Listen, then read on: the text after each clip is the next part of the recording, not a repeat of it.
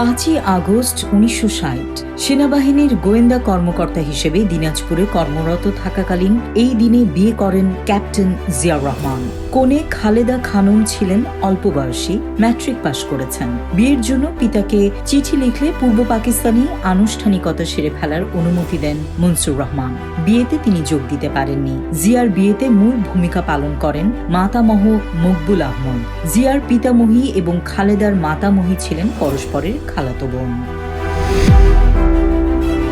5ই August 1976 Jessore সেনানিবাসে বাংলাদেশ সেনাবাহিনীর নবগঠিত ব্রিগেডের আনুষ্ঠানিকভাবে পতাকা উত্তোলন অনুষ্ঠানে অফিসার ও জওয়ানদের উদ্দেশ্যে ভাষণ দানকালে সংশ্লিষ্টদের কর্তব্যকর্মে অবিচল নিষ্ঠা, শৃঙ্খলাবোধ আর দেশাত্মবোধকে পথ নির্দেশক নীতি হিসেবে গ্রহণ করার আহ্বান জানিয়েছেন সেনাপ্রধান ও উপপ্রধান সামরিক আইন প্রশাসক major general Ziaur Rahman.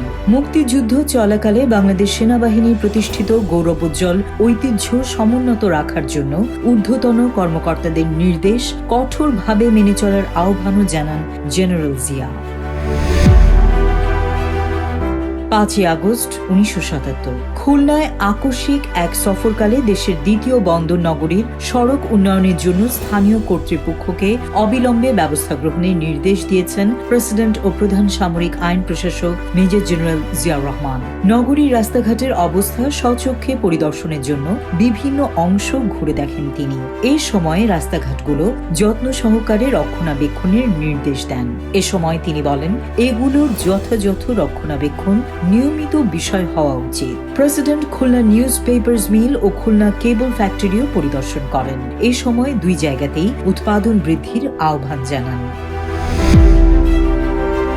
5ই August 1978 president Ziaur রহমানের সভাপতিত্বে অনুষ্ঠিত মন্ত্রী পরিষদের বৈঠকে 1977-78 সালের সংশোধিত বৈদেশিক মুদ্রার বাজেট পর্যালোচনা ও 1978-79 সালের জন্য বৈদেশিক মুদ্রার বাজেট অনুমোদন করা হয়।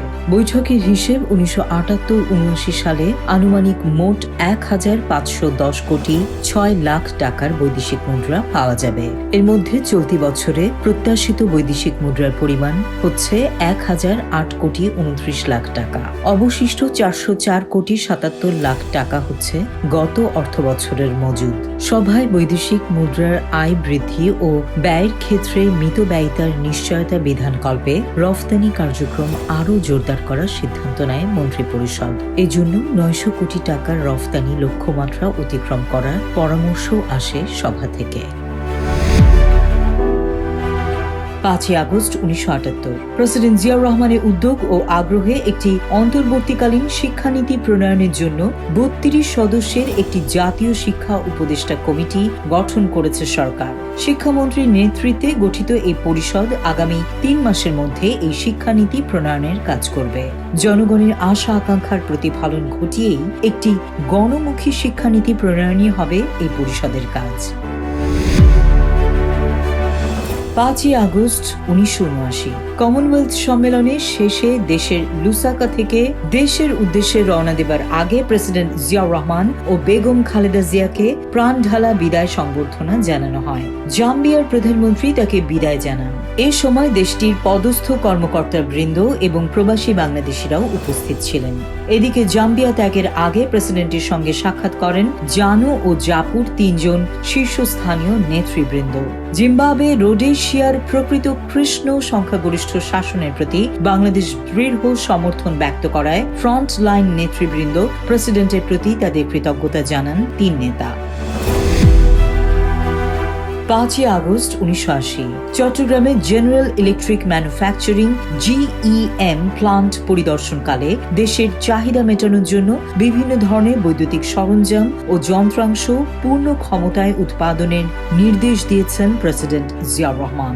বিদ্যুৎ উন্নয়ন বোর্ড, পল্লী বিদ্যুতায়ন বোর্ড ও সরকারের অন্যান্য এজেন্সিকে তাদের চাহিদা মোতাবেক এই প্লান্টে উৎপাদন করা যেতে পারে এমন সব বৈদ্যুতিক সরঞ্জাম তা এখান থেকে ক্রয়ের নির্দেশও দেন তিনি।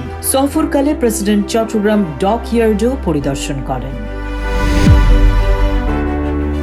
5 আগস্ট 1980 জাতীয় অর্থনৈতিক পরিষদ NEC সভায় জাতি গঠনমূলক কার্যক্রমে নারীদের অংশগ্রহণ নিশ্চিত করতে নারী বিষয়ক মন্ত্রণালয়ের প্রতি একটি ব্যাপক কর্মসূচি তৈরির নির্দেশ দিয়েছেন প্রেসিডেন্ট জিয়াউর রহমান। এই সময় দেশের সর্বত্র শিশুদের দেখাশোনার জন্য স্থানীয় সংস্থাসমূহকে সম্পৃক্ত করার নির্দেশনাও দেওয়া হয়। জাতি গঠনমূলক কার্যক্রমে শিশুদের উদ্বুদ্ধ করতে বেশ কয়েকটি সিনেমা নির্মাণের জন্য মন্ত্রণালয়কে নির্দেশ দিয়েছেন NEC।